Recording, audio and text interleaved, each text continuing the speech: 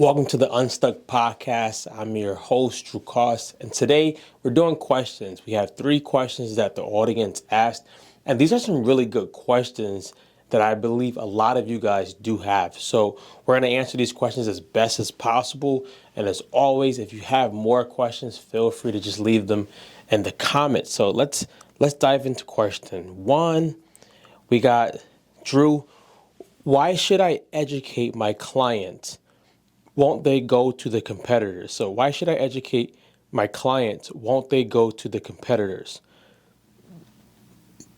People will usually run to the competitors if the competitors either have a better product or the customer service is better, or sometimes the pricing, and that depends on the person. If the person is aiming to just save money and they don't care about quality, they may run to the competitor. Or if the person is closer to the competitor and the geographical direction, they may go to that competitor. But when you educate a client, the thing that you get is you get a client that usually stays a lot longer. You usually get a more qualified client as well.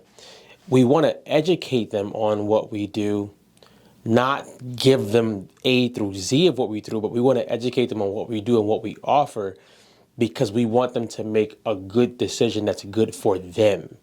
So whenever we are dealing with giving out information on social media, maybe YouTube and emails, we want them to feel educated by the time they make the decision to work with us. I necessarily don't want anyone to come to me who has no idea who I am, no idea what I do. They just found me. I'd rather them have some information ahead of time so that they make a better decision. If you have some education, you also realize, hey, the competitor of this person is not giving out any of this stuff. So are they hiding? Do they not want me to know? You look better. So I'm going to always say, educate those people, man. It's going to help you in the long run. You have a client who's going to be more reliable, stay with you a lot longer, and they're not going to be probably coming into your program or your business and leaving in 2 days. Next question.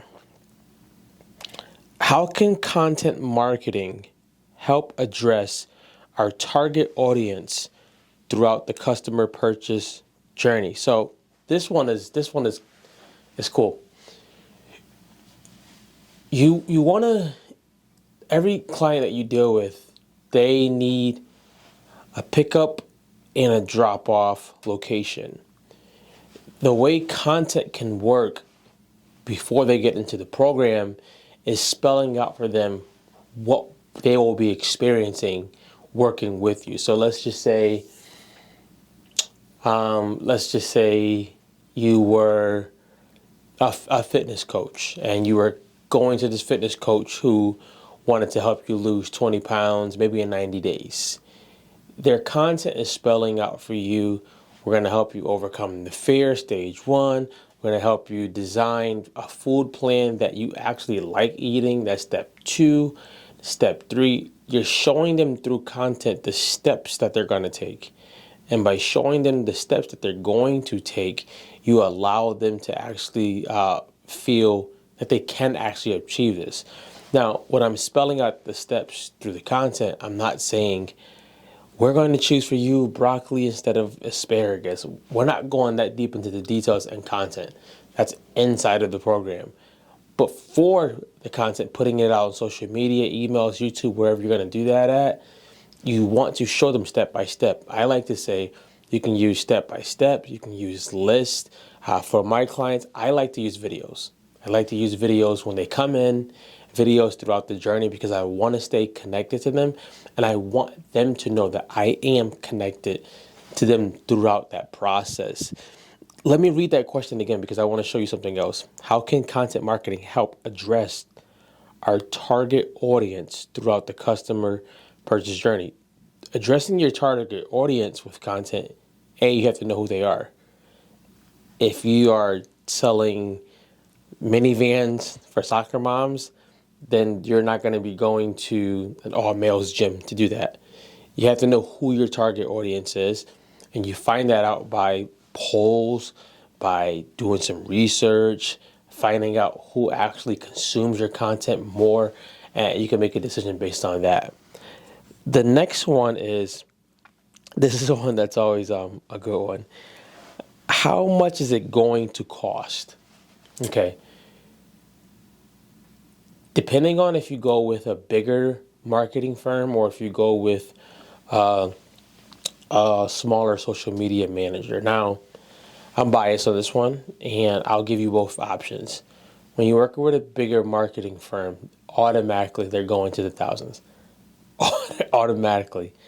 And because they don't feel that, they may not feel that they need to work with, they don't need someone's business that bad to lower their costs. With also, I've seen before with bigger marketing firms, what usually happens is they don't follow up with, or they don't stay in tune with what's happening with media nowadays. So that sometimes they're outdated. The reason why they're outdated is because they usually have gotten a marketing degree, a certification like 15 years ago. And they're still riding that coattail, not realizing that everything has changed nowadays. So if you're still trying to print out newspapers and still throwing around telephone books, the times have changed drastically. We know that, but most marketing firms are just like, this is how we learn, this is how we're going to do that. And you get somebody like a smaller social media manager or content coach. I'm a content coach. They're staying relevant with what's going on. And usually they can understand your voice for your business a lot quicker and a lot better. And they are better sometimes at portraying that when they're doing content for you, if they're making it, if they're coaching you through it. I also like the smaller companies because I think we lose sight of working with real people. A lot of times I found out when you work with big companies, there's so much automation. There's nothing wrong with automation, but there's so much automation that you're not speaking to a human being. You're only speaking to a form. And with only speaking to a form, a lot of things could be missed. I've seen, and I've done it before, where I've gotten online or met a client, and what you thought they were saying on the form, they're not saying anything like that when they actually talk to you. It's totally different. So the smaller company will get to feel your vibe, hear your languaging, find out what you do and don't want based on what you may have misunderstood with the forms. So I'm gonna always say go with the smaller clients. Now, the smaller company. Now, the cost is gonna vary. If you want quality, you do have to put money aside for that. I've done it before, and I would never do it again. When I was running social media pages for like $100 a month. When I say those were probably the biggest headaches, those clients, because they wanted $1,000 worth of work for $100. What most people don't realize is making a video alone can be about an hour. So imagine telling the content coach or the creator, the social media manager, I need 12 reels per month. It's about 12 hours, right? So when you think about that, if you pay them at least 25 to 50, whatever they're charging per hour, if they're doing it by hour, you want to put some money aside, because not only do you want them to feel appreciated, they're representing your brand. And if they don't feel appreciated, they're going to just throw anything out there until you guys break up with each other. So I say start off with, maybe I've had friends do about 2,500. I've had friends do 1,000, friends do 800. I've seen people do 300. But usually the lower you go,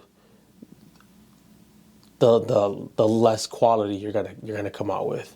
And this content person is part of your team. Like, they're helping you share your voice with other people. And why wouldn't I want to invest in that more than just as much as I would an accountant? Right? You want your brand to be heard so that you can get more customers. Now, with these 3 questions, what we want to realize is that this is me giving my input based on what I've seen, based on what I've done, and based on what I've seen people do. You could always make up your own solution. You could always figure what's going to work best for you. But with those three, I guarantee you, with cost, I'm going to say go with a smaller company with making sure someone is brought through a process, or when they're throughout their customer purchasing journey, you want to lead them very, very clearly and strategically. They'll feel so much better. And the first one was, should I educate my clients?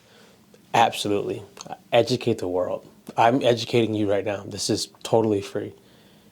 And I know most content coaches would try to put this behind a $1,200 program, where I'm giving you this information, and if you feel you want to work with me, you have value already. So go add value to the world, get unstuck, go be great.